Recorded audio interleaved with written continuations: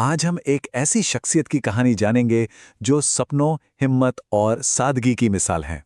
एक ऐसा नाम जो मुझे लगता है हर भारतीय के दिल में एक बहुत ही खास जगह रखता है, डॉक्टर एपीजे अब्दुल कलाम। तो चलिए उनकी इस प्रेरणा से भरी जिंदगी के सफर को थोड़ा और करीब से देखते हैं।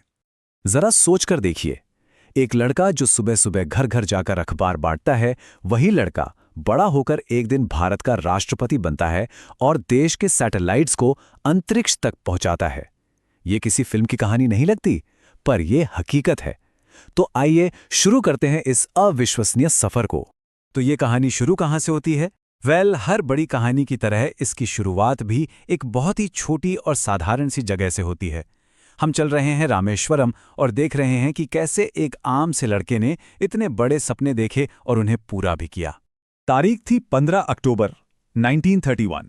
रामेश्वरम के एक तमिल मुस्लिम परिवार में एक बच्चे का जन्म हुआ। नाम रखा गया अबुल पाकिर जैनुलाब्दीन अब्दुल कलाम। उनके पिता एक मस्जिद के इमाम थे और साथ ही एक नाव के मालिक भी थे, और माँ एक हाउसवाइफ थीं। तो आप समझ सकते हैं, एक बहुत ही सामान्य परिवार था और यहीं से सब कुछ शुरू हुआ। आपको पता है, एक वक्त था जब कलाम साहब का परिवार आर्थिक रूप से काफी ठीक ठाक था, लेकिन फिर पंबन ब्रिज बना और उनका जो फैमिली बिजनेस था, जो नाव चलाने का काम था, वो एकदम से ठप हो गया। परिवार पर गरीबी आ गई और यहीं से इतनी छोटी सी उम्र में कलाम साहब ने जिम्मेदारी संभाली और अपने परिवार की मदद के लिए अखबार बेचना शुरू कर दिया। उनकी सादगी का आलम तो ये था कि उन्होंने पूरी जिंदगी कभी टीवी नहीं खरीदा और हमेशा अपने भाइयों को पैसे भेजकर उनकी मदद करते रहे। अब स्कूल की बात करें तो इंटरेस्टिंगली वो कोई टॉपर नहीं थे। उनके ग्रेड्स मतलब अंक एवरेज ही आते थे। लेकिन हाँ, एक चीज थी जो उनके टीचर्स ने हमेशा नोटिस की, और वो थी सीखने की जबरदस्त इच्छा, एक भूख, खासकर मैथ्स को लेकर।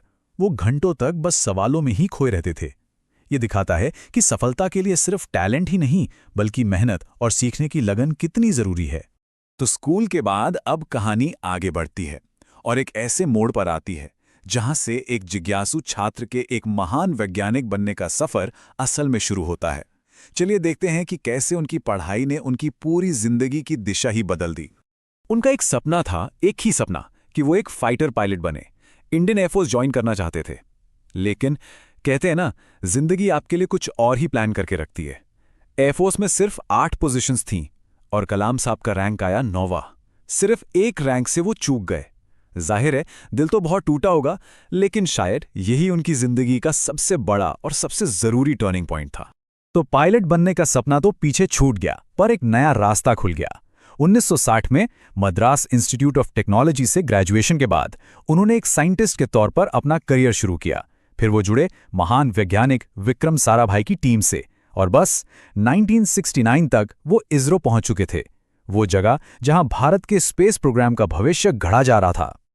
और अब हम कहानी के उस चैप्टर पर आते हैं जिसकी वजह से डॉक्टर कलाम को वो नाम मिला जिससे आज पूरा देश उन्हें जानता है, the missile man of India.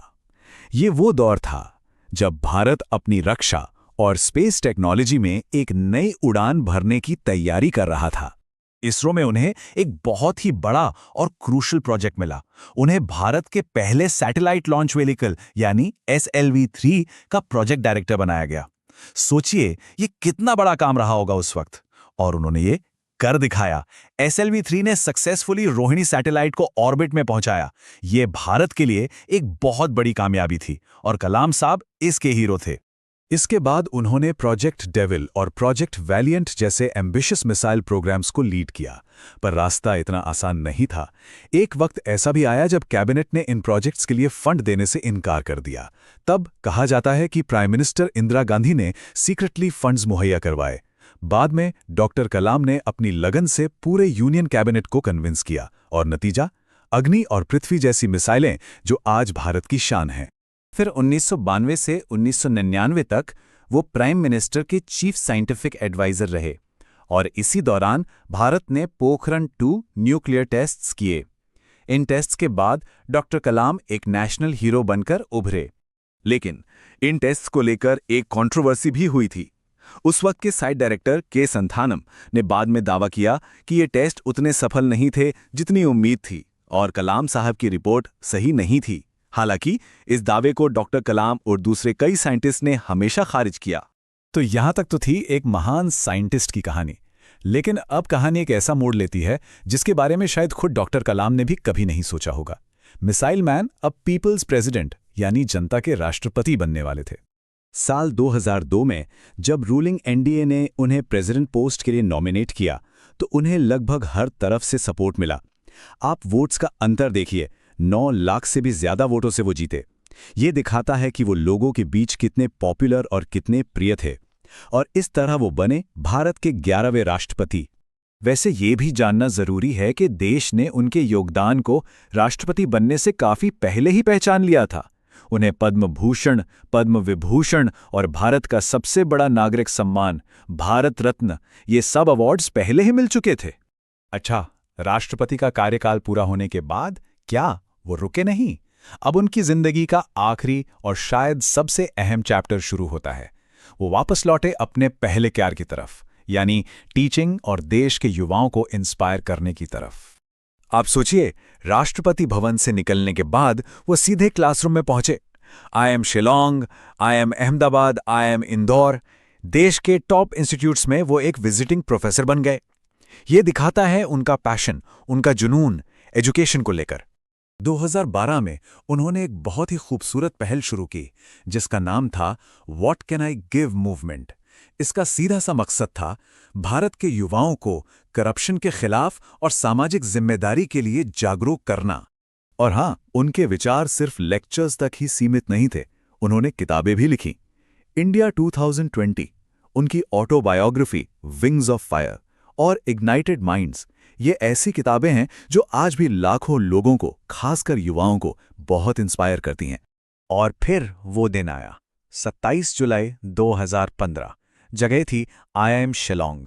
वो स्टूडेंट्स को एक लेक्चर दे रहे थे और लेक्चर देते देते ही वो अचानक गिर पड़े। उनके आखिरी शब्द जो उन्होंने अपने एक सहयोगी श्रीजन पाल सिंह से कहे वो थे, funny guy, are you doing well? मतलब अपने आखिरी पलों में भी वो एक स्टूडेंट का हालचाल पूछ रहे थे। बस यही थे डॉक्टर कलाम, एक टीचर जो आखिरी सांस तक सिखाता रहा। तो डॉक्टर कलाम की ये कहानी हमें सिखाती क्या है?